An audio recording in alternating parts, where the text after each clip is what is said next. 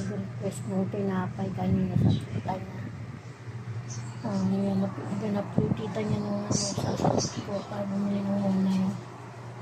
Tapos kumakain ng tulog. Kumakain tulog yan. Tinapay hawak niya.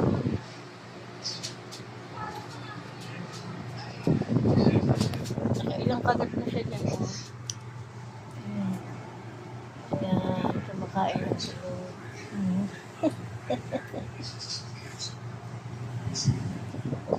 Kahit mas mapakiramdam ko, ayan.